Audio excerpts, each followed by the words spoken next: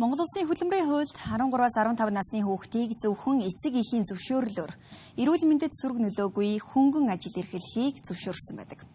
Гэвч энэ хуулийг зөрчиж буй аж ахуйн нэгжүүд байсаар байна. Тодорхойлбол 5 сарын 18-ны өдөр Баянгол дүүргийн 15 дугаар хорооны нутаг дэвсгэрт байрлах Кимбаб Чонгук Солонгос олны газарт барилгын засварын ажил хийгдэж байх үеэр 15 настай хүүхэд нуранганд дарагдан амиа алдсан харамсалтай гарсан юм.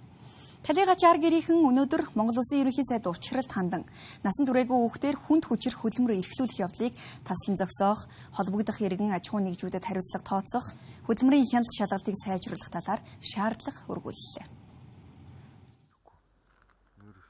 Барилгын хананд дарагдаж харамсалтайгаар амиа алдсан хүү ээж болон ахынхаа хамт амьдардаг байжээ. Түүний ээжийн биеийн байдлаа тааруу байнга хэвтэн эмчилүүлдэг байсан тул ах トゥ хоёр ажил хийж амжиргаагаа залгуулдаг байсан байна. Талигач хүүгийн ахын хэлснээр тэрээр 2 жилийн өмнөөс ээжийнхээ эмчилгээ, эм тарианы зардлыг олохын тулд барилгын ажил хийж эхэлжээ. Харин дүү өвчтөе ээжигээ асрах шаардлагын улмаас ах トゥ хоёр хоёулаа сургуулиа орхисон байна.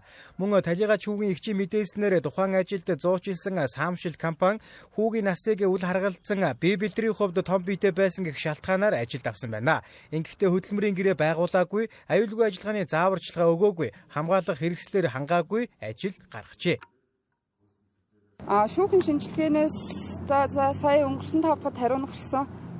Ер нь бол бүх зүйлийг нь гаргаад мэдээд өчтд юм байлээ. Яг юунаас нь яасан бэ гэхээр зүгээр л тархин тус газараа одоо хүнд даацаар ингээд цохиулаад газар дээр яг ингээ өнгөрсөн гэсэн тийм мэдээлэл өгсөн. Ажил зуучсан компани болохоор хороол эцэд байдаг тийм саамшил гэдэг компани байт юм лээ. Тэгээ ажилласан газар нь болохоор хороолт байдаг Кимбаб Чонгук гэдэг нэг тийм хувь хүн байт юм лээ. Тэгээ 15 настай хүүхдийг иймэрхүү компанид ингээ яагаад ажил зуучилж байгаа вэ гэхээр саамшлаас болохоор нэг хүүхдийг гаднах өнгө дүрхээр нь одоо үзэж харж те одоо биеийнх нь одоо хэмжээх юм уу те одоо жоохон овер шүү юм байх юм бол тий насанд хүрсэн байна гэж харсан юм шиг байгаа юм. Тэгээд саамжилт яг хэлээд наа өгч ямар зөвшөөрлгүй дээрээс нь насан туршаагүй харагдах байдал нь юм байхад та нар яагаад ингэж явуулж байгаа мэ гэхэд бид нар мэдэхгүй. Бид нар цаанаасаа тийм юм өөртөө ингэж ажиллана гэж өгсөн гэж тэгж байгаа. Бидний дээр хааби тийм зөвлөгөө өгöd байдгүй.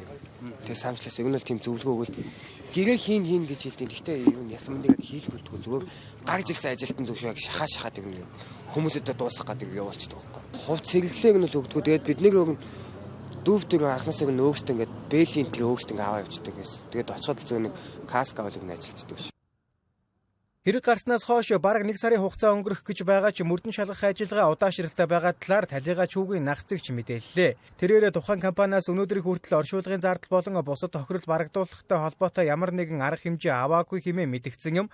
Харин талигач хүүгийн өмгөөлөгчийн зүгээс Монгол Улсын хууль журамд 13-аас 15 насны хүүхэд тодорхой төрлийн хөдөлмөр эрхлэхийг гурвалсан гэрээ хийж зөвшөөрдөг боловч хүнд хүчээр аюултай нөхцөлтэй ажил тэр дундаа барилгын хан нураах зэрэг ажлыг хийлгэхийг хоригддаг болохыг онцлолоо.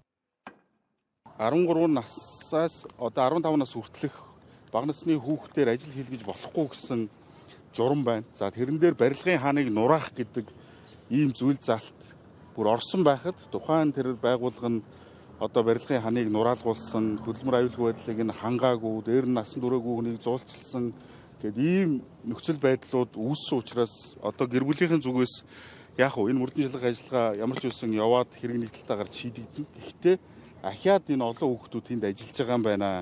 Ийм осол гардгаа гэж тэр газрыг нь үн хилээд байгаа юм байна. Тийм учраас энэ дээр анхаараач гэдэг үүднээс ингээ албан шаардлагыг одоо ерөнхий сайдын зөвлөх батгууд гардуулж өгөхөөр арга гэрийнхэн зүгээс энэ хүсэлтийг гаргасан. Тэгээ энэ хүрээнд бол энэ хэвлэлийн хурлыг хийж байгаамаа. Арга гэрийнхний хургуулсан шаардлагыг ерөнхий сайдын зөвлөх хүлээн авч насан туршаагүй хүүхдийг аюултай нөхцөлд ажиллуулсан гэх асуудлыг хууль хяналтын байгууллагууд нэгтлэн шалгуулж аж ахуйн нэгжид хуульд заасан хариуцлага хүлээлнэ гэдгийг илэрхийллээ. Мөн уг хэргийг шуурхай шалгаж үнэн зөвөөр шийдвэрлэх шаардлагыг цагдаагийн байгууллагууд хүргүүлнэ гэдгээ мэдгдсэн юм а. Хуулиараа бол 18 наснд хүрээгүй хүүхд авж ажиллуулж байгаа бол заавал гурвалсан гэрээ хийх ёстой. Тэр хүүхчээ өөрөө бие дагаа шийдвэр гаргах чадахгүй учраас эцэг их асран хамгаалагч нь заавал зөвшөөрч гарын үсэг зурсан байх хэрэгтэй байхгүй юу? Тэгэл өнөөдөр одоо ийм аль талдаа хариуцлага алдснаас бол ийм хүүхдийн амнаас хохирох ийм харамсалтай хэрэг гарч байна. За тэгээ бидний хувьд бол одоо энэ цагдаагийн байгууллагад бол шаардлага тавина. Энэ хэрэг бол одоо харьцангуй ойлгомжтой тий. хэргийн ээдрийн төвөг бол байхгүй шүү дээ. Ер нь бол хаана одоо энэ харамсалтай үйл явдал болсон, хин гэдэг хүн холбогдсон гэдэг нь тодорхой байхад аль бол хурдан хугацаанд шийдэх нэг асуудал. Тэгээд өнөөдөр бол энэ талигачийн ар гэр болон одоо түүний өмгөөлөгчөөс гаргасан энэ одоо хүсэлтийг бид одоо хүлээн авлаа. Тэгээд ойрын хугацаанд эргэж мэдээлэх болно.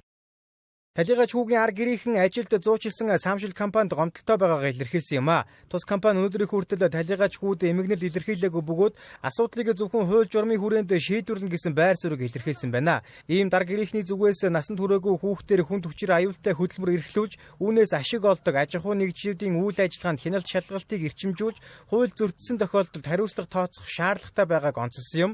Түүнчлэн цаашид ийм төрлийн харамсалтай хэрэг дахин гарахаас урьдчилан сэргийлж, хүүхдийн хөдөлмөр эрхлэлтэнд тавих хяналтыг сайжруулан аюулгүй байдлыг хамгаалах нөхцөлийг бүрдүүлж өгөхийг хүссэн шаардлагыг ерөнхий сайдад хүргүүлж байгаагаа ар гэрийнх нь мэдгдлээ.